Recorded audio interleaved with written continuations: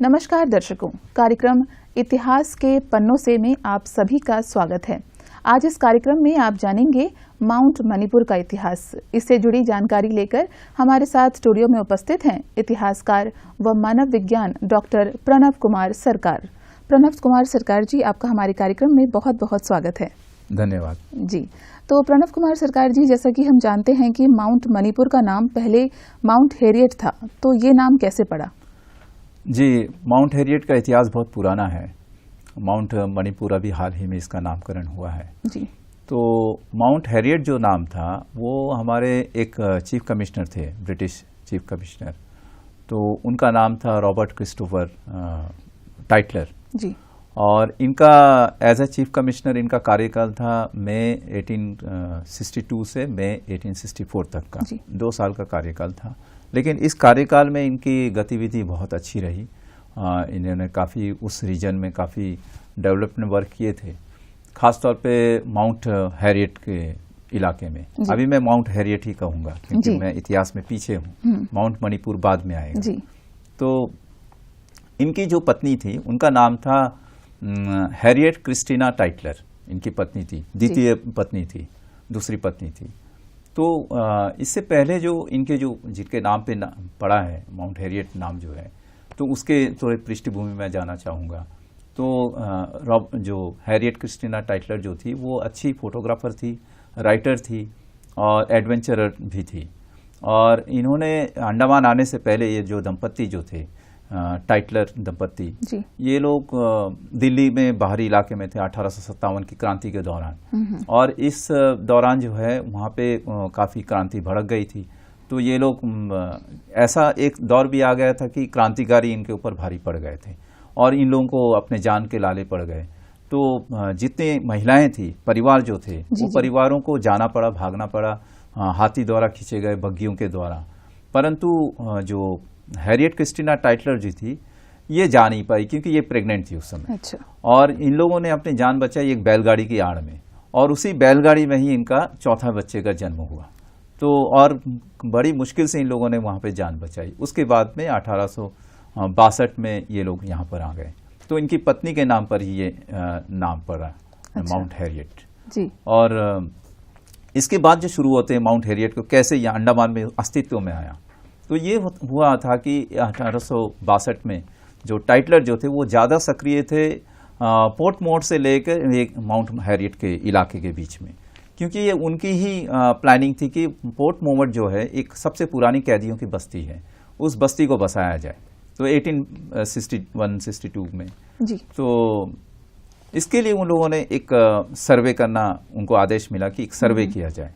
तो सर्वे क्या किया कि एक मैकफर्सन स्ट्रेट है जो कि आपके चिड़िया टापू और कालापाड़ जो रटलैंड आइलैंड को बोलते हैं, उनके बीच का जो वाटर चैनल है उसको हम लोग मैकफर्सन स्ट्रेट बोलते हैं। वहाँ से और पोर्ट मोवेट के बीच में जो है एक समुद्री रास्ते द्वारा एक सर्वे किया जाए, जिसमें उन्होंने एक डायना नाम के एक जहाज को इस्तेमाल किया था। और साथ ही ये भी निर्देश दिया गया था कि जमीनी स्तर पर भी, जमीन से भी एक सर्वे किया जाए। ये सारे सर्वे का जो ऑब्जर्वेशन हो रहा था वो माउंट हैरियट की चोटी से हो रहा था। अच्छा। क्योंकि इस दक्षिण अंडमान का सबसे ऊंची चोटी है। अच्छा। तीसरी ऊंची चोटी है अंडमान निकोबार का। तो इस चोटी का अस्तित्व तब आया हमारे जो लिखावट में। तो इसके बाद में ये सर्वे हो गया। सर्वे होने के बाद में ये उसके बाद में दिसंबर 1863 और जनवरी 1864 के बीच में जो है इस चोटी को पूरा का साफ किया गया, जंगलों को सफाई की गई, ट्रिमिंग की गई, बड़े पेड़ काटे गए ताकि वहाँ से दूर का नज़ारा देख सके, वहाँ से और ऑब्जर्वेशन कर सके। और उसके बाद में रास्तों का भी निर्माण हुआ। तो उसके जो तराई में जो रास्ते हम लोग इस्तेमाल करते हैं, प्रयोग में लाते हैं, वो रास्ते तब बनाए गए थे 1863-64। तो ये जो दौर था, इसी दौर में वाइपर जेल भी बन रहा था। तो ऐसे करके ये रास्ते का भी निर्माण हो गया, सब कुछ हो गया। उसके बाद में ये तो टाइटलर के हो गए, इस तरह का माउंट हैरियट अस्तित्व में आ गया। उसके बाद में 1873-74 का जो मेरे पास में जो रिकॉर्ड है उसके अनुसार जो है वहाँ पर कॉफ़ी के बागान होते थे, और कॉफ़ी के बागान के साथ में जो है दूसरे सेटलमेंट थे, कुछ कुछ नर्सरी वगैरह भी थी वहाँ पे। और इसके बाद में 1886 में एक अलेक्जेंडर मैकेंजी आए थे इंस्पेक्शन के लिए। तो अलेक्जेंडर मैकेंजी इंस्पेक्शन के लिए आए थे, तो वो जो थे माउंट हैरियट जो उसकी जो तराई जो थी, वो तराई वाला इलाका जो कि आपके उत्तर पूर्वी दिशा में पड़ेगा, जो नॉर्थ बे जो बोलते हैं, नॉर्थ बे के पास में एक नॉर्थ कार्बन स्कोप है। तो वैसे हम लोग सभी जानते हैं कि कार्बन स्कोप एक ही है। अंडमान में आप किसी से भी पूछेंगे कार्बन स्कोप कहाँ पर है, तो लोग कहेंगे कार्बन स्कोप तो पोर्ट ब्लेयर से कुछ ही दूर पर है, एक कॉलेज के रास्ते से जाइए कुछ किलोमीटर में कार्बन स्कोप है। लेकिन उस जमाने में 2 कार्बन स्कोप हुआ करता था। अच्छा। एक नॉर्थ कार्बन स्कोप, एक साउथ कार्बन स्कोप। और ये कार्बन स्कोप जो आज अस्तित्व में, ये साउथ कार्बन स्कोप है। अच्छा। और उस जमाने में नॉर्थ कार्बन स्कोप नॉर्थ बे के पास में था। आज का जो नॉर्थ बे लाइट हाउस है उसके पास में नॉर्थ कार्बन स्कोप था। तो मैकेंजी जो थे नॉर्थ कार्बन स्कोप में आए, वहां से उन्होंने क्या किया कि हम लोग जो आज के डेट में जो माउंट हैरियट में जो चढ़ते हैं चढ़ाई, तो वो दक्षिण की दिशा से चढ़ते हैं, और ये जो है पूर्वी दिशा से चढ़े, उत्तर पूर्व की दिशा से। तो सबसे पहले नॉर्थ कार्बन स्कोप गए, तो वहां पे जो थे कन्विक्ट बैराक थे और पास में पुलिस स्टेशन थे। और जब वो माउंट हैरियट की तरफ चढ़ने लगे तो उस तराई में जो है उन्होंने उल्लेख किया, जिससे हमें पता चलता है कि वहां पे रबर के बागान थे। अच्छा। सियरा रबर के, जो हॉम्फ्रे ने उगाया था, हॉम्फ्रे जिसके नाम से हॉम्फ्रेगंज है। तो सियरा रबर का बागान उसने देखा। फिर चोटी में गए, चोटी में जाने के बाद में चोटी से फिर नीचे उतरे, उसी रास्ते उतरे जिस रास्ते लॉर्ड मेयो ने सफर किया था अपनी हत्या वाले दिन में जी। तो ऐसे करके 1886 हो गया। उसके बाद 1890 की एक रिकॉर्ड्स के पता चलता है कि उस चोटी में एक नर्सरी थी। अच्छा। एक नर्सरी थी, उस नर्सरी में जो पौधे जो थे कलकत्ता के बॉटनिकल गार्डन से लाए गए थे पौधे। और उसके बाद में गाय बैल चरते थे ऊपर में। उसके बाद में एक हॉस्पिटल था टीबी के मरीजों के लिए, लेकिन वो बहुत जल्दी वो हॉस्पिटल जो है रिमूव कर दिया गया था। ऐसे पूरी हलचल वाली जगह थी वो। अच्छा जी जी। तो जैसे कि माउंट हैरियट या मणिपुर पर्वत कह लीजिए, इससे लॉर्ड मेयो की डेथ जुड़ी हुई है, तो इसकी क्या कहानी है? देखिए, ये लॉर्ड मेयो का जो घटना है, इनकी जो हत्या हुई थी, ये भारतीय इतिहास का, खासतौर पर अंग्रेजी शासनकाल में भारतीय इतिहास की सबसे महत्वपूर्ण और गंभीर घटनाओं में से एक है। और क्योंकि वायसराय आज जैसे राष्ट्रपति का पद होता है, वायसराय का पद उस समय अंग्रेजी शासनकाल में था। इंडियन गवर्नर जनरल और वायसराय जो थे वो लॉर्ड मेयो थे। तो लॉर्ड मेयो यहाँ पर आए, यहाँ अंडमान में आए मेलबर्न से होते हुए। तो आने के बाद में जो है ग्लासगो जहाज था उनका। तो आने के बाद में वो काफ़ी स्टेशंस, जो कन्विक्ट स्टेशंस होते हैं, उनका दौरा किया और बहुत सारे और जगहों का दौरा किया। रॉस आइलैंड गए थे, रॉस का बाजार का दौरा किया। उसके बाद चाथम आए थे। अंत में जो है ये घटना वाले दिन था 8 फरवरी 1872। 8 फरवरी 1872 के दिन में ये चाथम वगैरह घूमते हुए उसके बाद में शाम हो गया। तो ये उनकी प्लानिंग में नहीं थी, उनकी आइटिनरी में नहीं थी, कि योजनाओं में नहीं थी कि माउंट हैरियट जाया जाए। परंतु क्या हुआ, उनका मूड हो गया कि चलो मैं एक बार चलते चलते माउंट हैरियट भी घूमना चाहता हूँ। तो इन्होंने अपनी डायरेक्शन चेंज कर दी, उन्होंने पूरे ट्रूप। उसके बाद में ये लोग चढ़े, वहाँ से चढ़ने के बाद में चोटी तक चले गए थे। चोटी के चढ़ने के बाद में उनका सुंदर सा नज़ारा दिखने लगा, सनसेट दिखने लगा। तो उन्होंने अपने मुंह से कहा है कि अपनी वाणी से कि ये सबसे सुंदर जगह मैंने अब तक देखा है करके उसने तारीफ की थी। उसके बाद नीचे उतर समय, और वो जो इलाका था वहाँ पे एक अलग क्लास के कैदियों को रखा जाता था। और शेर अली जो था, शेर अली वहीं पे था उस समय। और शेर अली जो जंगल में छुपा हुआ था, अंधेरे में छुपा हुआ, जब ये उतर रहे थे जट्टी की तरफ, कच्चा जट्टी था, तो अपने बोट में चढ़ने, छोटी बोट में चढ़ने के लिए, जो बोट जो है उनको ग्लासगो तक ले जाएगा, बड़ी जहाज तक। तो वो बोट में चढ़ने के लिए जैसी करे तो इन्होंने छुरा मार दिया। तो दो बार उन्होंने वार किया, तो उसमें काफ़ी एक्सेसिव ब्लीडिंग हो गई। तो रास्ते में ही उनका देहांत हो गया। और ये शेर अली जो किया गया हत्या थी। और शेर अली वैसे नहीं है कि शेर अली जो था क्रांतिकारी कोई नहीं था, वो पंजाब माउंटेड पुलिस का एक सिपाही था और एक रेनेल टेलर है, उसके अधीन वो काम करता था। और उनको अवार्ड भी मिला था, एक घोड़ा मिला था, एक पिस्टल मिला था, सर्टिफिकेट मिले थे।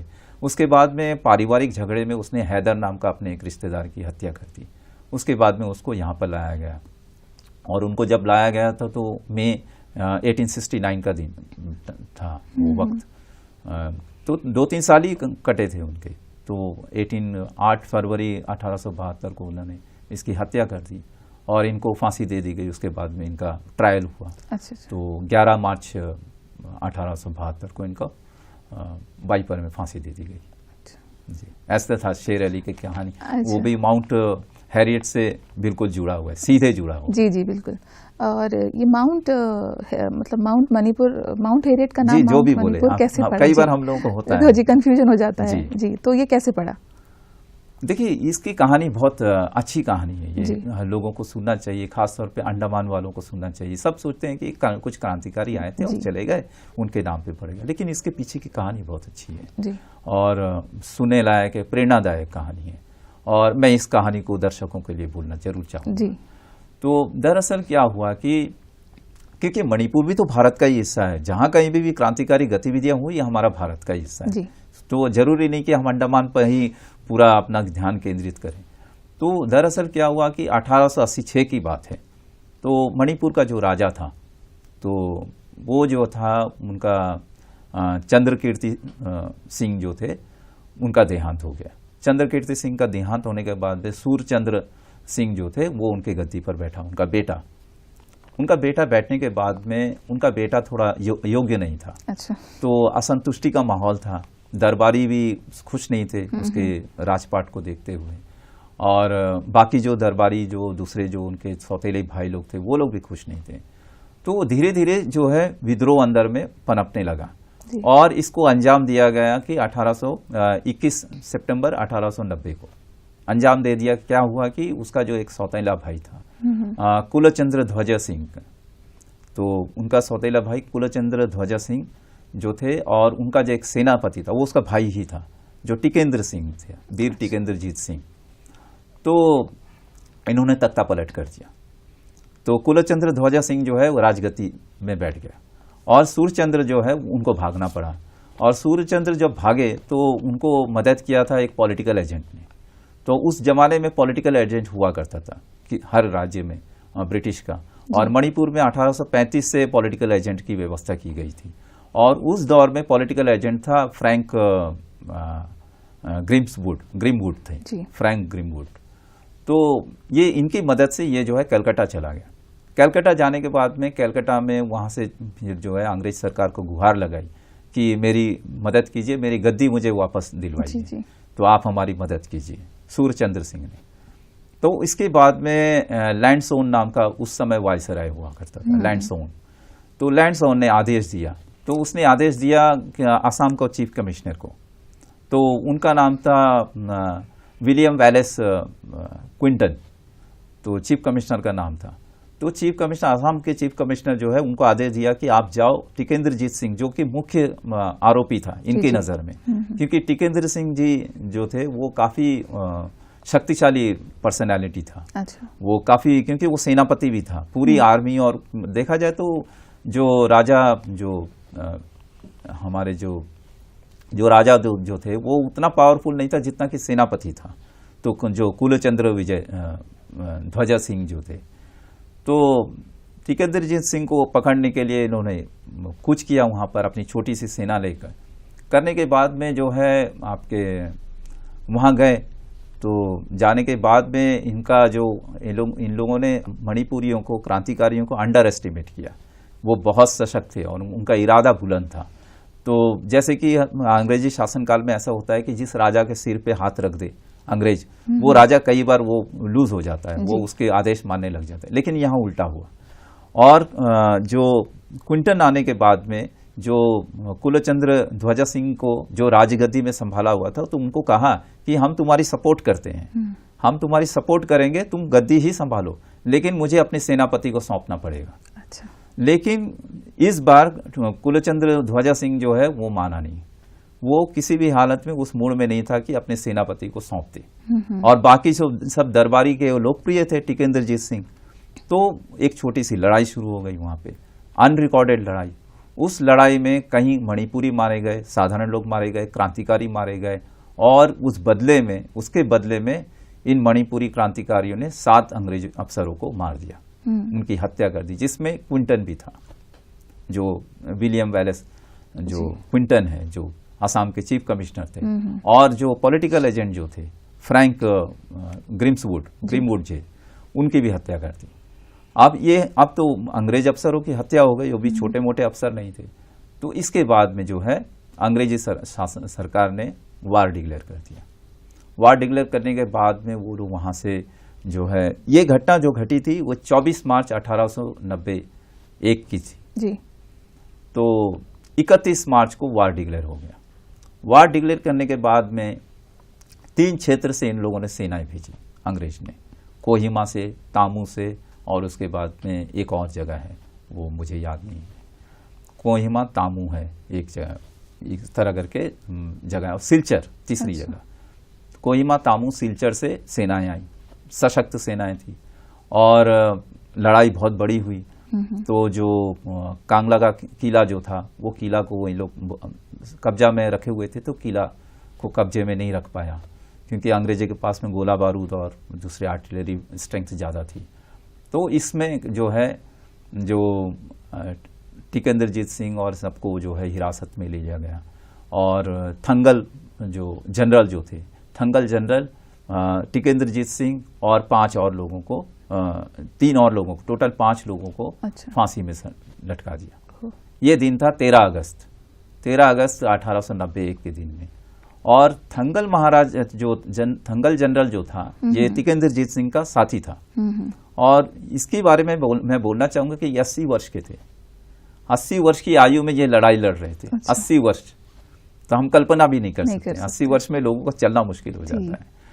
तो इसके बाद में बाकी उसके जो 23 साथी जो थे, क्योंकि राजा ने उसको सहयोग नहीं दिया था, कुलचंद्र ध्वजा सिंह जो, इनको और इनके जो नए सेनापति जो थे, और साथ में 21 और लोग, टोटल 23 लोगों को अंडमान लाया गया। और सबसे पहले तेजपुर में लाए गए, तेजपुर के जेल से अंडमान लाए गए, और अंडमान जब आए तो तिथि थी 23 नवंबर 1891 में। तो लाने के बाद में माउंट हैरियट में रखा गया, और बाद में चलकर ये 2021 में उन्हीं के नाम पर, उनके सम्मान में, उनके श्रद्धांजलि देते हुए, उनको आदर का भाव देते हुए इस पर्वत का नाम रखा गया 17 अक्टूबर 2021 को, माउंट मणिपुर। जी। तो सर, जापानी काल में इस पर्वत पर क्या गतिविधियां होती थी? ये जो पर्वत जो है, मैं सिर्फ इस पर्वत को सिर्फ चोटी जो आप जाते हैं जी, तो आप चोटी में जाते हैं, लोग जाते हैं, पिकनिक करते हैं और आ जाते हैं, थोड़ा बहुत इधर उधर घूमते हैं। लेकिन ये जो माउंट मणिपुर, जैसे कि मैंने कहा है कि मैकेंजी बहुत लंबा दौरा किया था, पीछे से उसने चढ़ाई चढ़ी थी। आप ये पूरे इलाके को देखिए कि होप टाउन पड़ता है, आज का पानीघाट भी पड़ता है, उसके बाद में नॉर्थ वे पड़ता है, पूरा इस पर्वत का ही, पर्वत श्रृंखला का ही एक हिस्सा है पर्वत का, सिर्फ हम चोटी को ना माने।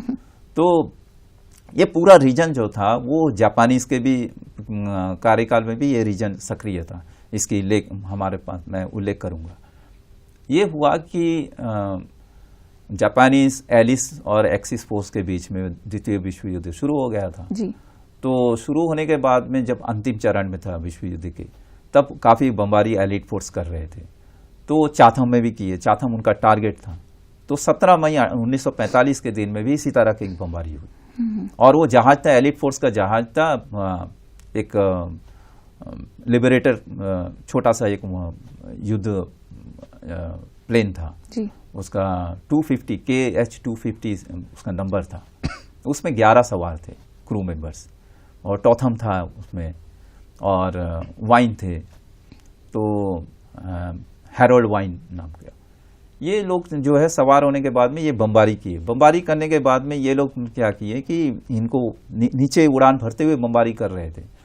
तो माउंट आप मणिपुर में, अब मैं मणिपुर कहूंगा क्योंकि मणिपुर की कहानी मैंने बोल दी, तो अब मैं मणिपुर कहूंगा तो लोगों को समझ में आएगी। तो माउंट मणिपुर के चोटी में जब भी आप जाएंगे, आपको 2 गन मिलेंगे, एक गन, एंटी एयरक्राफ्ट गन। उसकी जो बेस है, राउंड बेस जो है, वो आपको देखने को मिलेंगे। गन अभी नहीं है।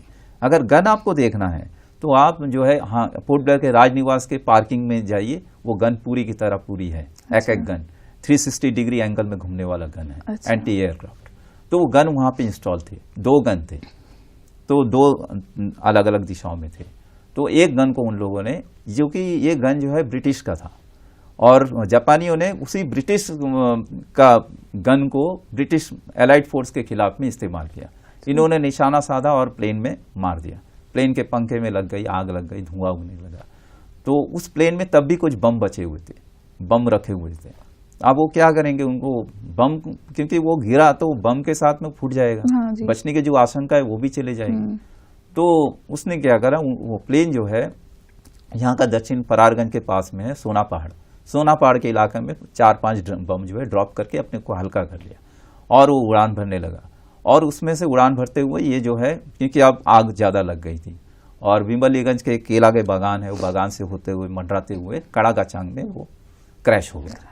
लेकिन क्रैश होने से पहले एक हैरोल्ड वाइन्स नाम का, जो मैंने जिक्र किया, एक क्रू मेंबर था, वो इजेक्ट हो गया पैराशूट से। अच्छा। और वो माउंट मणिपुर के तराई में मधुबन, आज का जो मधुबन कहते हैं, वहां पे वो लैंड किया। अच्छा। उसको जापानियों ने पकड़ के रॉस आइलैंड में युद्धबंदी बनाकर रखा जी। और जब सरेंडर हो गए जापानी तो उनको एक पॉइजनस इंजेक्शन देकर पोर्ट ब्लेयर छोड़ दिया। तो पोर्ट ब्लेयर पहुंचते पहुंचते उनका देहांत हो गया। तो ये कहानी थी जापानीज पीरियड में ये माउंट मणिपुर का जी जो है। तो सर इसके अलावा कोई और रोचक जानकारी है आपके पास? देखिए, इसकी जो ज्योग्राफिकल मैं फ्यूचर में बोलना चाहूँगा, जी माउंट मणिपुर जो था अंडमान निकोबार का तीसरी सबसे ऊंची चोटी है। जी। पहला जो सैडल पीक लोग जानते हैं 732 है, और 568 जो है माउंट थूलियर है, जो ग्रेट निकोबार में होगा, उत्तर मध्य उत्तर की दिशा में है ग्रेट निकोबार के। और तीसरा माउंट मणिपुर है जो 383 मीटर की ऊंचाई पर है। तो ये इसकी भौगोलिक विशेषता जो है ऑब्जर्वेशन, क्योंकि अंग्रेजों ने ऑब्जर्वेशन सेंटर के रूप में इस्तेमाल किया था शुरू में ही, इसका रिकॉग्निशन वहीं से शुरू हुई थी। और इसकी तराई में कभी आप गूगल में देखें तो बड़ा दिलचस्प नज़ारा आपको दिखेगा कि उसकी जो पश्चिमी दिशा है पूरी की पूरी बम्बू फ्लैट से शुरू होती है, एक लाइन में उसके किनारे में पूरी बसाहट है आज। और वो बसाहट जो था आपके बम्बू फ्लैट होगा, स्टुअर्टगंज होगा, विम्बलीगंज होगा, शोलबे होगा, राइट में होगा, ये सारे के सारे उसकी तराई में है। और उसके जो पूर्वी की दिशा में, उत्तर पूर्व की दिशा में आपको मधुबन, नॉर्थ बे और आगे जो है हाथी डेरा वगैरह कुछ जगह मिल जाएंगे। ये पूरा का पूरा इलाका जो है इतना इम्पोर्टेंट था इसमें। और यहाँ पे एक और मैं बताना चाहूँगा, काला पत्थर एक जगह है जी।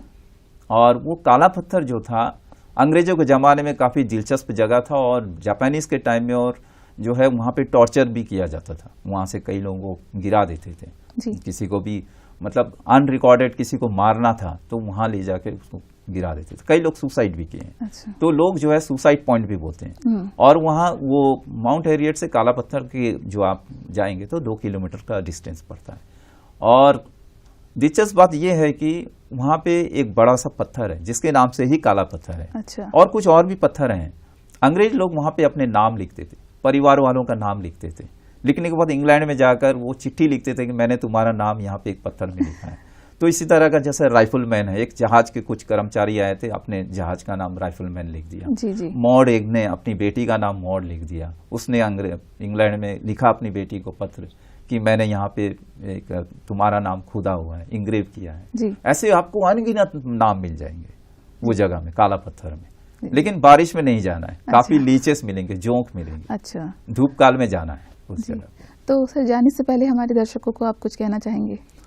जी, दर्शकों को मैं ये कहना चाहूँगा, क्योंकि आज जो हमारा विषय है माउंट मणिपुर जी, और माउंट मणिपुर की जो कहानी मैं बता चुका हूँ जी, तो ये जो है, क्योंकि अंडमान जो है एक जरूर हमें एक सबक देता है और ज्ञान भी देता है कि अंडमान जो हमारी जो इतिहास है, क्रांतिकारी इतिहास जो था क्रांति का, उसमें कहाँ कहाँ से लोग आए थे और क्या क्या उन लोगों ने अपना जीवन काटा है, किस तरह काटा है, ये हमें भूलना नहीं चाहिए। मतलब आज भी हम यूनिटी की जब बात करते हैं तो इतिहास भी हमें यूनिटी की और हमें आवाज दिलाता है। जी बिल्कुल। तो हमको भूलना नहीं चाहिए ये चीज़। और ये मणिपुरी की क्रांति जो है ये बहुत बड़ी क्रांति थी, बहुत गंभीर क्रांति था, गंभीर विषय था।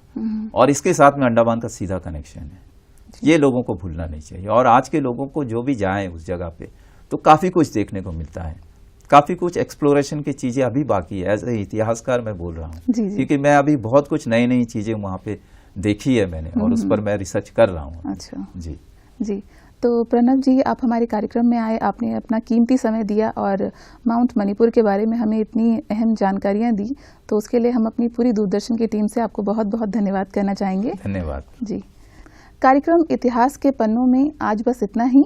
अगली कड़ी में आपसे मुलाकात होगी एक नए इतिहास के साथ। तब तक के लिए दीजिए इजाजत। नमस्कार।